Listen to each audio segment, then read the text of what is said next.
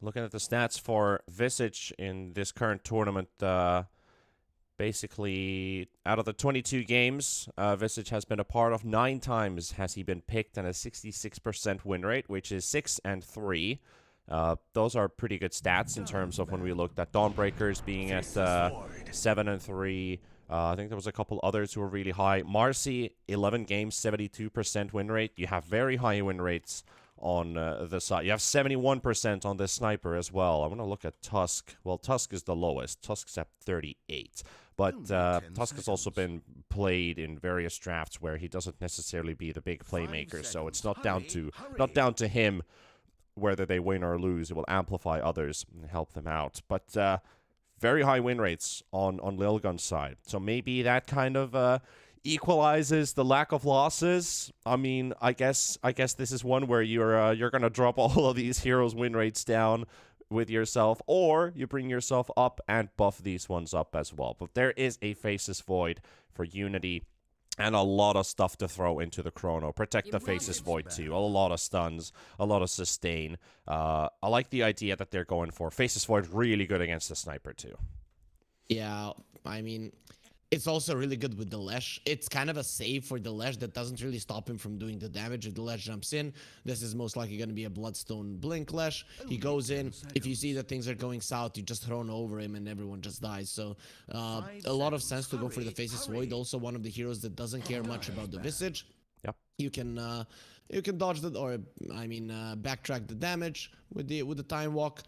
And once the infused raindrops come out, you will pretty much have infused raindrop for one soul assumption, and then you will have the time walk for another if it doesn't trigger your raindrop. So a really good approach here to just keep the lane stable against the Visage and not to give away any of the early kills. The Lich is the one that will have to be afraid, but you always try to keep yourself a little bit back, especially if it's a Visage with one of these aggressive heroes like the Marcy and the Tusk.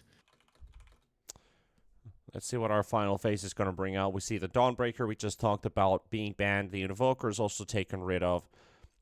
But though I do like the idea, how would Lesh Invo Void work together in the same draft? Because I know Void is good with the Invoker. The classic Chrono Cataclysm or the Chrono Sunstrike combo works great. But how does safe lane Lesh and a mid Invo work together? Is it a bit too greedy?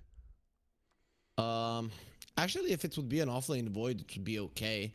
I think if it is an offlane Lesh and the mid lane Invo, then it can be greedy because the enemies just target the Lesh, and you're not going to be able to take down towers. But if the towers start falling relatively early, if you position yourselves that way on the map, that's going to be okay. Well, we are going to see a Morphling come out. This is a rather good game to have Morphling because of the Faceless Void already being out there. Perfect target to turn into. Get yourself the Time Walk, extra mobility. Only 10 seconds. Potentially even a couple bashes if you get lucky. Time Dilation helps you chase down targets too. But it's more about the mobility. Able to Time Walk, turn into more form, waveform closer. You have the Time Dilation and just right-click him down. What do you think about this Morphling? Are you happy with this pick? I am. I think it's the right one. Having a 2-core lineup against the Faceless Void is somewhat of a necessity, especially if the game goes later. Plus, Morphling is one of those heroes that you really don't want to chrono. It's very easy to react with the attribute shift, and then you're okay. Also, it gives a bit of flexibility to Lilgun, so we don't really know who is going to be going mid. I'm assuming it's going to be Sniper, but sending the Morphling against the Lash actually isn't that bad because Morphling has really good attack damage. Now with this Magnus, I feel like Unity just kind of filled in a solid draft for themselves.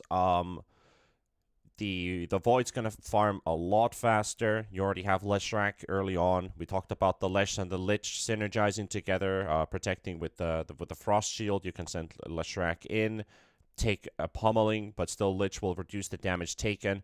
And next Assassin has a bit more freedom.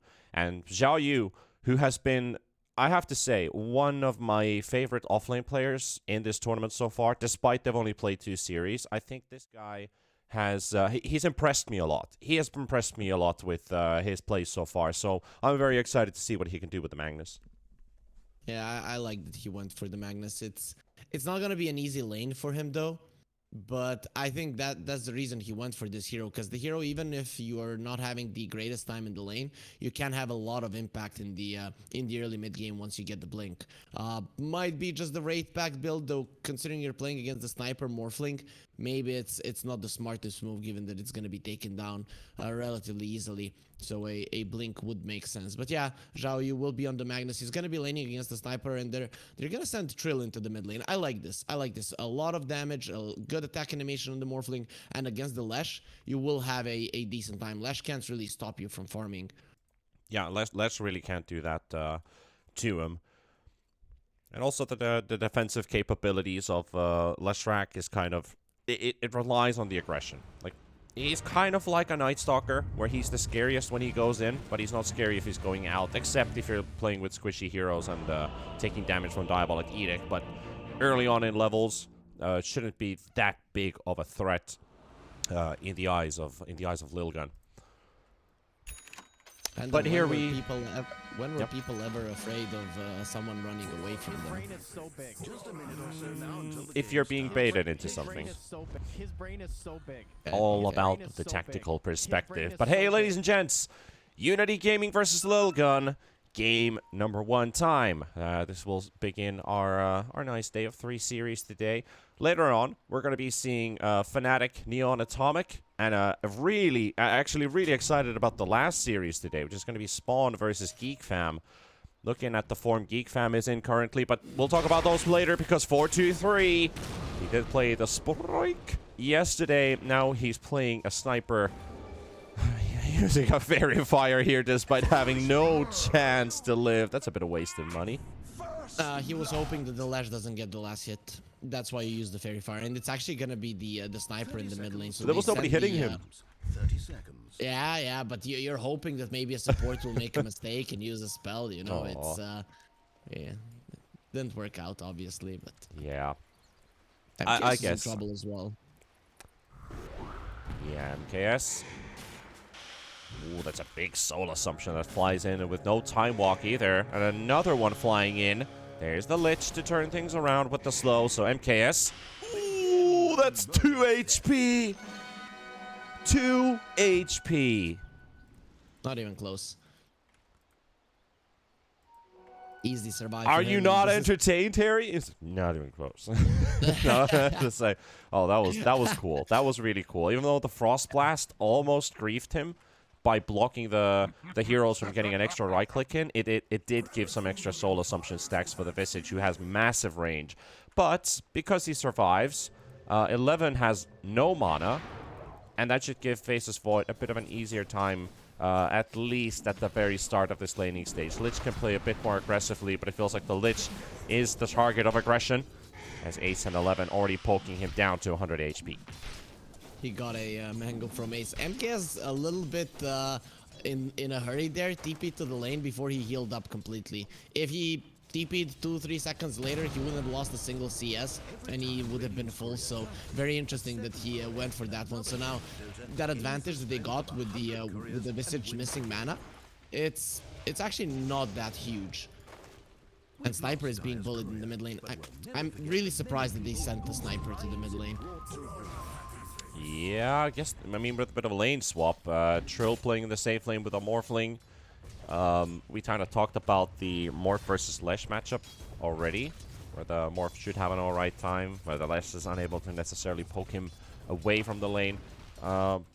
Maybe they want to get a better lane for both of these heroes. I don't know if the idea was that is the Morphling feeling threatened a bit.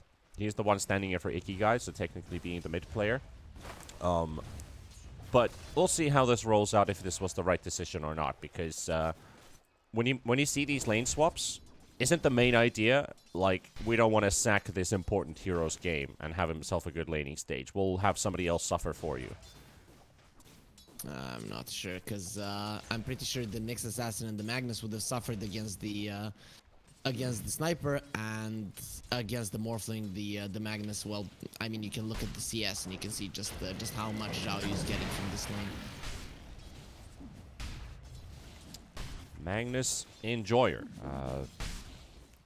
at the least. Xiao Yu kind of hyped him up already. He's been having some very good performances in this tournament so far. Some good statistics all over. Probably the most consistent offlane player. At least in the... I could say he's in the top 5. Maybe be even higher, but there's not enough games to actually fully analyze that yet, as they've only played 2 series. Lich is going to be in trouble. Does get tossed back, and a stun coming out from Ace. Landing on top of the Lich, and there's the Soul Assumption, which will clean him out. Ace, though, is he gonna fall? No, he won't. There's no bash on the Faceless Void. He's not gonna use this jump to dive in deeper, knowing the Visage can get some free time for more Soul Assumption spam. So they're gonna take a free Lich for themselves. You're still happy if you're Unity. Your Lich dies, but it doesn't matter. A lot of resources have been expended for that to happen, which means that MKS is gonna continue to have a really good time in this bottom lane, and that's kind of what you want. If the Faceless Void has a good time, he can on every single chrono cooldown, he can go and kill the sniper, and that is kind of a good path to victory. And speaking about killing the sniper, it's happening right now. Nice read there from the Lich momentarily. But not so lucky in the mid lane. We've had 2 heroes from both sides battle it out in the mid lane. Sei will find a return kill onto Salad, but they did lose 4-2-3 to the Lashrak. Knight already getting himself a kill, and Ace is actually going to drop in the bottom lane. What I wanted to touch upon in the bot lane was the Lich seeing one of his own creeps versus 4. He's like, alright, I could deny this creep, but just in the nick of time, he turns around. We should be looking at kills instead of my theory crafting. He turns around and he actually doesn't get stunned by the Marcy, just missing by a couple pixels there because he didn't go for the deny. And 4-2-3, he just found a return kill on the Lesh, so that kind of evens up things in the mid lane. They're not stopping the fight here. MKS almost dies. Time walk at the LW at the last second. Beautiful. He finds the range for the kill on 11. That was a close call for the Faceless Void. Had to hold on to his time walk all the way to the end. Oh, Panda, I told you, not even close. MKS, he was never close to dying, not even at the river at the start of the game, and not even now. So he knows what he's doing. I like that he's maxing out the time walk. Sometimes you're gonna go for the time log, but you're aware in this lane that you need that cooldown of the time walk to keep yourself up there, and of course in terms of CS as well. Though so far so good for the lanes of Unity Gaming. They should be very happy how the game is going so far. They do land a stun on the sniper, but Knight was already moving away, and this is an optimistic snowball from Sei. Does get some poke out though, but he's gonna end up getting hit by a lightning storm as a return of that snowball roll in. But still, CS-wise, Visage is the one having the least CS. We'll take a look at net worth in maybe a minute or two to see if that actually pays off a big difference or not. They're trying to trap Knight. Not going to work out onto the bottom lane. We've got a 3 versus 2. Nyx Assassin rotating in. Visage dropping low. 11. Maybe getting a kill on Salad. Ace will finish it off, but they're going to lose their core Visage, and it is for MKS. He's happy. Getting a kill for himself. Where's the bashes? Where's the bashes? There's the bash. Is it going to be enough, though? Diving under the tower. Ace using the 1 charges is going to be enough heal for himself and MKS. He's going to have to chill things down for now, but he does find himself a kill. And Visage not off to a fantastic start here, considering they've only killed the Lich once. He's lost his life, he's behind in farm, and Faceless Void is far ahead.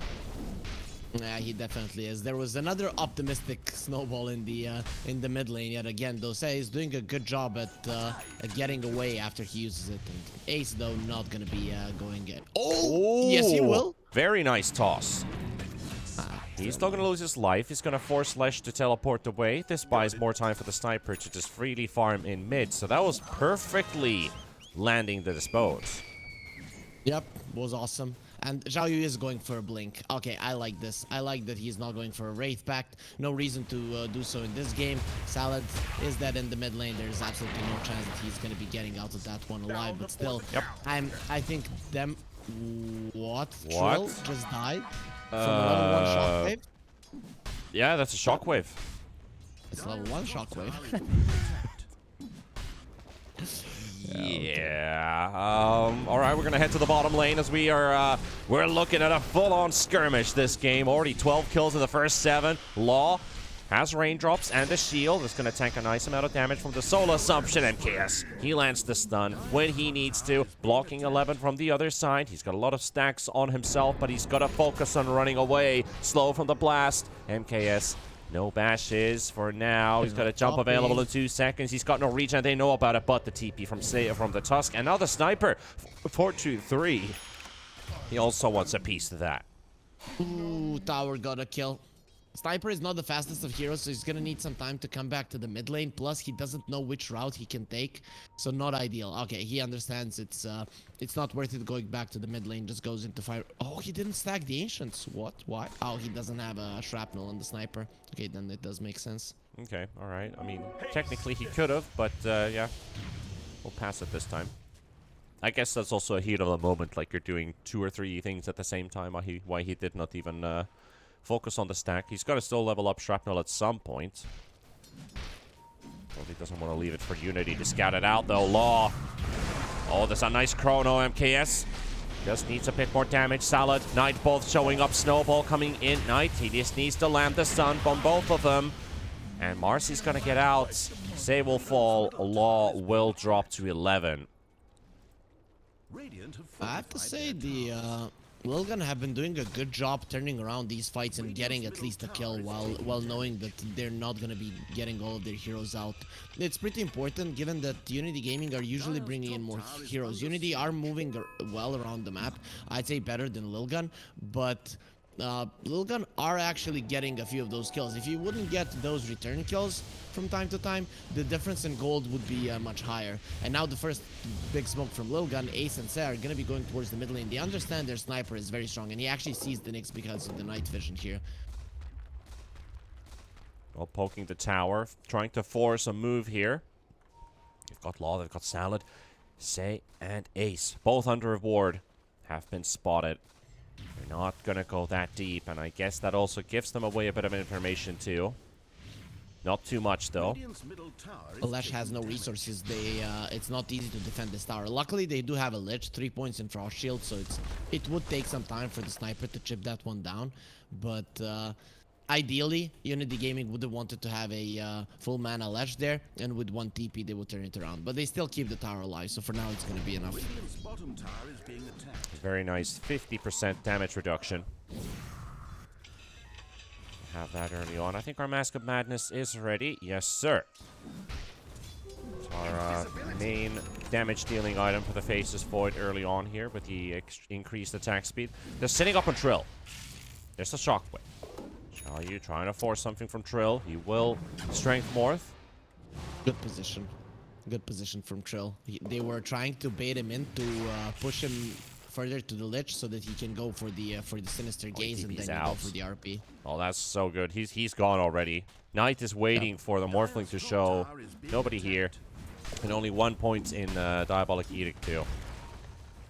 The tower is gonna fall either way. There's a siege creep. You don't even need to use it. But yeah, good TP out. You know your Visage is not gonna be TPing, especially without any resummon on the familiars. So you just let it go. You try to get something else. The bottom tower is very important for Lilgun's lineup to make sense, and that's why Unity Gaming are gonna try to defend it at least now against the siege creep. And Cass is going to show himself. Say is going to be there. The TP coming out from the Magnus as well. They're ready to fight back. Unity forcing them away.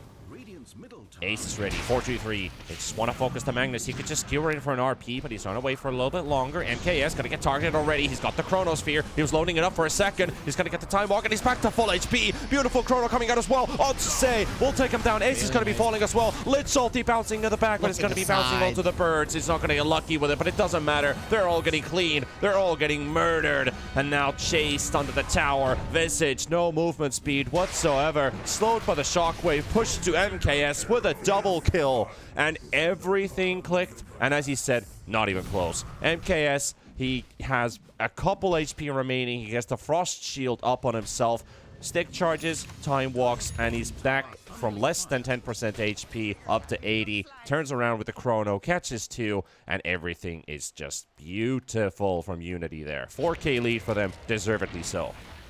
And they also chased down the Visage. Yesterday, we we talk about discipline and how it's very important in Dota right now, but the thing is, in the early levels, even if you would die because of a dive, it's not that big of a deal. And MKS, I mean, knowing him from RSG days, I mean, those guys really dove quite far, so I had no doubt that he was gonna go for that Visage kill. And this is really good for Unity. You defend the bottom lane, now you let it go, it doesn't matter, but you know that you're gonna be doing massive amounts of damage to the mid lane. And Say, he's been very optimistic with his plays here. He's most likely just gonna die until the time his teammates actually make it there to help him out. Salad will die. Maybe they can kill this Leshrac. It's worth it. Yes, it is. So Say's sacrifice does pay off. It is Ace who takes the kill. 423 only has 1 kill so far on the sniper. But it's only 13 minutes in, so he's still off to a good track record. Just a bit behind the Faceless Void. Given the importance of that mid lane tower, especially because of the fact that the Magnus has the Blink Dagger, I'm surprised that Zhao Yu wasn't there all the time just to make sure that the tower falls. If the Magnus was in the vicinity, there is a good reason a couple of right clicks on the tower would have killed it before Lilgun would even have a chance to respond. But Lilgun also understand, we're playing against the Magnus Blink, we're playing against the Nyx Assassin, this tower needs to stand. Our supports are not strong enough, they don't have enough net worth to deal with the Nyx Assassin and then also kind of spot Magnus with the vision. You're just not gonna survive. The sniper and the Morphling are gonna be sitting ducks once that mid tower goes down. So Lilgun, ideally they would want to defend it again, but it's just way too low to do so. Trill forces out MKS. There's a snowball connecting onto Law. Both abilities on cooldown for the Morphling though, so he can't help his buddy right now. There's a chance for a chrono, but he's not going to need it. Zhao Yu shows up from the other side. He's just bullying Say. Trill, cliff to the... Oh, on the top of the cliff to the RP. No, they don't. They just can let him go. It seems like they didn't care about the Morphling, or maybe thought that he went to the low ground. Not sure. Either way, Unity Gaming are going to be happy with the control of the top part of the map. They have the Lesh in their big jungle, and they're in the enemy big jungle as well. So you don't really want to go for too many fights. If you can keep the status quo by not using spells and just pushing Lilgun back, you're going to be happy with the advantage in terms of net worth. Currently looking at Trill's situation. He has only been part of 1 death. He's been killed in the lane, and that was also a bit of an interesting one because it was shockwaved to death. But Trill still keeping a good pace in farm. Cancels the teleport off of the Magnus because it looked like Unity were making some moves towards bottom. That also gives Lilgun a signal. Get out of there. There's TPs coming in. Also, Lilgun has a good ward. I'm surprised Unity Gaming didn't get that one down. It just expires on its own. Sentry dewarded. Quick trade of abilities and disengaging. Zhao Yu and Troll farming right next to each other's. Not that they can do anything against each other's there. I like the ward from Unity here. You could see that next time that Lilgun bring multiple heroes to the bottom lane to push the lane further deep into the Unity Gaming territory. That is where Unity is going to want to smoke around that ward. They're going to have Nyx in the vicinity, kind of walking through the lanes, knowing that there are no sentries around, and there you're going to fight. They're actually going to go for it even earlier. Invading the triangle might be a bit too dangerous, but even fighting around the tier 1 isn't the easiest thing to do. Nyx Assassin spotted, Leshrac Law, all of them seen by the ward. Salad misses the stun. He was suspecting them to be sitting behind the tree line. If that was the case, that would have been a very dead hero. However, not there. 4 points in Edict. Gonna go for the push towards the tier 1 in the bottom lane. You don't get to see this push happen too often, but right now they want to force a move, and they're gonna be charging onto the Leshrac. They've got the Void coming in the river. Knight standing his ground. He will fall. Zhao Yu is there as well. They just need to position themselves to be able to fight. And look at Magnus finding Marcy in the backline. RP only on 1. He needs some help. MKS gets the chrono off, and it's only on 2, but they're so far away. They can't go on these 2 big cores as they've lost the Lesh, they've lost the Magnus. His damage is not sufficient. Lilgun with the turnaround. 11, grabbing a triple kill on the Visage. Yeah, that's why you don't go for that tower. You have nothing to fall back to. The Lash goes way too deep, thinking the Bloodstone and the Frost Shield are gonna keep him alive, but the damage of Lilgun is not to be underestimated. You have a Sniper, you have a Morphling, also Visage. I mean, they all do massive amounts of damage on these three cores, especially on single target heroes. So I'm really surprised Unity went for that one. I thought they were gonna allow Lilgun to retake that area, and once they're deep enough, use their vision to go forward. And that smoke, it just forced things out for no reason. All right, well, 11, I think he just stayed a bit too long and unnecessarily maybe pushing this bottom lane as they've all respawned, so he just gives away his streak that he just built from that last team fight. And it goes for the Magnus. If I was Lilgun, though, dying on the bottom lane, especially that deep, would never be a problem for me. Of course, it is a core Visage, so it's not ideal. And a streak. But you are still very deep into enemy territory. You know where Unity Gaming are, and from here Unity can't do anything. Luckily for Unity, they do have a Magnus, so you know the farm with the Empower does make sense a bit, but you can't really make any aggressive moves. So Morphling and the Sniper know that they're safe. Yeah, I guess it could make sense dying that deep. I just feel like that was a bit of an unnecessary death. Yep, definitely, most definitely. I like how Harry always sees positive things in everything. He's always so optimistic. We love him for it.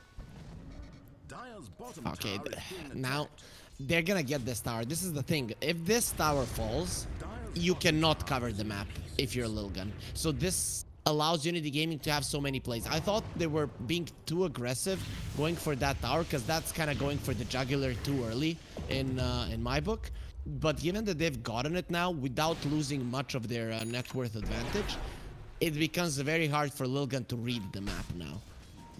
For Lilgun to push out the bottom lane, they're gonna need much more time, giving Unity Gaming the chance to always respond. And if the Visage dies closer to his tier 2, well, that's when things become problematic. Yeah, and I think that speaks for itself as they're forced to use the scan inside, well, not inside the triangle, but next to the triangle, thinking, is this mid lane safe anymore? Can we actually show ourselves here anymore? They are suspecting them to be in the area, hence why Ace and 11 are sitting at the tree line. They're setting up for a fight here. They're going to jump on top of Knight. He's got his Bloodstone running, but it's actually going to run out now. A lot of damage coming in. Unleash dealing heavy amounts onto Knight. Ace is also taking a beating from this Pulse Nova, but they will trade 1-for-1. Claw for the TP out. Not gonna happen. No, sir. It's going to be Trill to intervene. And Morphling picks up his first kill. Yep. Took him long enough, but yeah, that he's gonna be very happy with that one, as well as the rest of Lilgun. Here's the thing, Unity Gaming, they're ahead, and there is gonna come a time in, like, I'd say 5-7 minutes where the Sniper will finish off the Daedalus, where his damage is gonna be insane. They go for Ball there. They found the Morphling. Is the damage sufficient, though, as he's already 4,000 HP? RP connecting on 2. They're going to get Ace. They're going to get the Morphling as well. He does Manta. Gets the waveform. MKS on the chase. He's okay. He is actually okay. So he will make his way out. That was 2 big lockdown ultis. And the damage isn't enough to burst down a 4,000 HP Morphling with Strength 4th. But they will be able to grab 11 with the Skewer. Close range blink from Xiaoyu. And MKS is in trouble. He's not actually getting the damage out that he wants to, and he's going to start taking some hits. Salad with the stun shockwave to push Say closer. MKS, couple Maelstrom procs coming out. The Soul Assumption and the Shards will force him away. Unity are making sure that the lanes are always pushed in on the bottom lane, but the thing is, they stay there for far too long, and then Lilgun, they control the top part of the map with the wards. They want to get Knight. To the tower. Yeah, they want him again. Oh, the snowball for maximum range. He's got the shards to block his exit. This is a good pick-off if they can get it, and it looks like they will. There's not enough backup. Salad coming in with a stun. They might lose a hero for it, but it's still going to be a core going down. Salad TPing away. This is the thing, Lilgun are the ones controlling the top part of the map, so they know what's happening there. The lane pushes in, no one from Lilgun is showing, and Knight is still staying aggressive. So these 2 deaths of his, maybe even 3 if we count that one where they pushed the tier 1, but at least they got a tier 1 right after that, so it's not that big of a deal. They could have been prevented quite easily, because when no one is showing on the map, we're they're obviously coming to kill you. They're not just gonna be hitting creeps. So Lilgun, they might not be able to cross the river, but they are punishing Unity Gaming's over aggression there. I guess Unity Gaming, they always want to test their limits, and this is fine. But considering that they didn't have the hottest start to the tournament, 1 win, 1 loss, maybe they should be focusing a bit more on winning these games, getting into that winner mentality before the DPC starts. Yeah, that's a good point. Getting a bit of a momentum being built up doesn't hurt at all. Leading to good success and gives you more confidence in what you do. Salad toying around with Ace, but toys along for a little bit too long. No work, no play makes Nyx a dull boy. You know, I was thinking they need to build up their confidence, but they're pretty confident, Unity Gaming, and the way they're playing, the way that they're invading parts of the map that realistically they aren't theirs to invade currently, it's actually quite ballsy. Not working out for them too much, but they're still in the lead. And if this lead continues for the next 10 minutes, Void will start killing everyone in the chrono. Do they read the Roshan? I think at this point, when they see the lanes are being pushed in and nobody's showing on the map, they will read this one. It's down to 3.5 HP. Shrapnel in. Say coming up with the snowball. Going to get the stun out onto the left rack. 11's going to be at the front line. They're going to be getting a lot of damage out. Law's going to be falling first. That's going to be the first casualty for Unity Gaming. MKS outside of the pit. He's waiting for the chrono. He's canceling it, and he finds the sniper, and he needs to take this kill. Salad's going to be there, but no, they're going to be disengaging. They're going to go out, and it's going to be stolen by Lilgun. The Roshan goes for them. Xiaoyu going to get caught by the snowball from Say, and here comes Trill. Assassinate to the face. A bird lands on you on top as well. And oh dear, oh me, Unity. Hey, I think they just bit a bit too much than they can actually chew. Lilgun gain a huge amount of momentum out of this. I think Unity Gaming are playing this game like, okay, we want this tower, and we're going for it. We want this Roche, we're going for it. What are the opponents doing? Who cares? Like, we want this Roche, it's obviously ours to take, but that's not really how Dota works. So Lilgun, they have punished them enough times, and now the big items are coming out. They have their timings. The Morphling has the Aghanim Scepter. The Sniper will have a Daedalus in no time. And things become scary at that point. You turn into the Faceless Void as the Morphling. Your damage output is going to be super high. Snipers as well. If one of you is outside of the chrono, he's going to be crushing everyone else. And we saw the Void, the Faceless Void himself. He cannot kill the sniper in the chrono. Now with the Mjolnir, maybe he will be able to. And another smoke from Lilgun. Unfortunately, right under a ward. So that's going to backfire. Plus, the Tusk is going to stay for the D ward. Maybe that's enough to fool them. We'll see what they do. They're still prepared for it. 4-2-3. Shrapnel up in the air. A lot of vision given. And a lot of opportunities to jump on him. He does get the horn toss out on Xiaoyu, but not a follow-up on it. Leshrac down to half HP. Now he finally gets the Bloodstone off, but it's too late. Law's gonna drop as well. Lilgun will take 3, maybe even 4. Well, they can't quite catch Salad, but they were wanting. Yeah, for sure they don't care. Like, Unity Gaming doesn't care. Lilgun smoked on our ward, okay. Like, we are going here to farm. But yeah, but they're gonna kill us. Who the hell cares? Like, this is our part of the map, and a nicely well-placed Shrapnel just finds all of them. Yeah, it's kind of like, it's like a psychopath's optimism right now. It's like they yeah. They have a mind of their own. Just like that, you've been winning for 24 minutes, and then in the 25th, the enemies are just pushing high ground. It is the real timing for Lilgun, but they haven't hit it this hard if Unity Gaming weren't as aggressive as they were. That's a 73% win probability thrown down the well. So now you got to get yourself a bucket and start fishing it back. You are playing from behind a little bit. Morphling has surpassed the Void in net worth. Sniper at 13k. And this is the thing that I'm kind of worried about the most. The Visage. This hero just kind of ramps up now that he's level 15, close to level 18 for the level 3 birds, with Wraith Pact, with Pipe. This hero is so annoying to play against, split push-wise, and also the pushing power they have to take down objectives. Like, you can easily, not gonna lie, you can do 15 to 20k building damage on a Visage at level 15 to level 18, and not even struggle.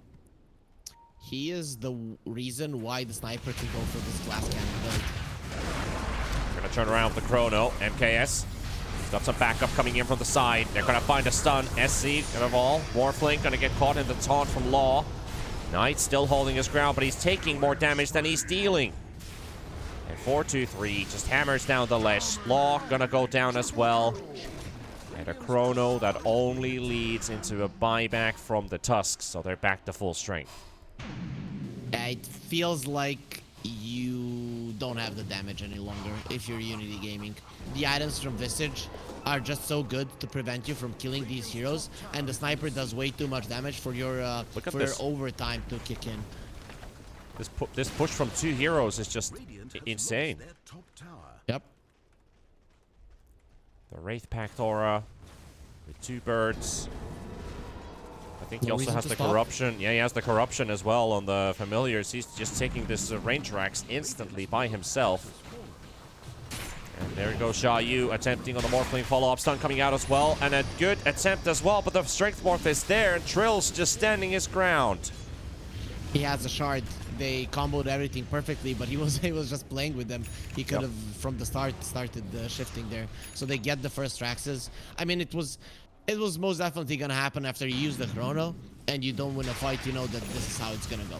Still, it's not over. Unity Gaming, there is gonna be a time when this Aegis expires and you can go for a play, and it's right now. You're gonna have the chrono in a couple of seconds. RP, okay, actually in 45 seconds, but you have the RP, so you're hoping that one is gonna be connecting properly. This is why Lilgun, they smoke immediately. They know that they're gonna be hunted, so they want to be the first ones to strike. That's exactly what they're gonna do. Saiyan 11 just diving deep. Tusk with the instant blink onto the high ground. MKS is going to be in there. 30 seconds for the Chronosphere. Not going to be available for now. They're going to stun the Morphling. Morphling unable to hit right now. BKB on the Marcy chasing Law, chasing Knight. This hero is so scary to deal with right now. Sha Yu with the RP is going to help them take down the Tusk. That's a dieback, but it's a 1-for-2 trade at the moment, and it's going to get even worse. They're going to lose the Lich. They might lose the Lesh. Yes, they will. The stun from Ace comes out just in time. That is a 4-hero setup kill into a GG. Unity. All I can kind of say is it's a bit of a disappointing loss for them because they were in control of this game. But in 9 minutes, it all went to hell. Lilgun, they find themselves a win. Yeah, they do. If Lilgun was, let's say, timid, scared, not wanting to engage Unity Gaming when you're feeling like you're losing, they would have lost this game just by the fact that Unity Gaming would have taken so much farm. And I think that's what Unity Gaming were going for, to see how much they can get away with. But at some point, they got a little bit too far. Lesh dying a couple of times in the bottom lane, I think, was the tipping point. It allows the sniper to get some extra items. It allows the Morphling to get a couple of kills.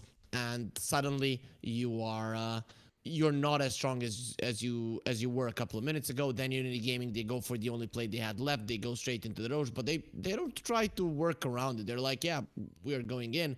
And unfortunately for them, that was the exact time Lilgun were trying to smoke to find a pickoff in the mid lane. The rest was history. After the Roche fell, I mean, Unity Gaming didn't have much chance after that one, to be honest.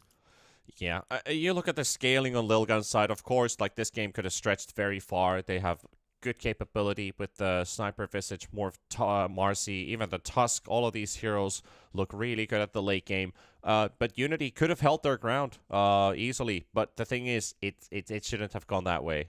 Look at MKS's score. Look at MKS's score. Yeah, I felt bad for him. 8 kills, 0 deaths, unkilled this game, but unable to win the game either. However, that's game number 1, ladies and gents. We're going to go for a classic ad commercial break and be back for the second game of the series.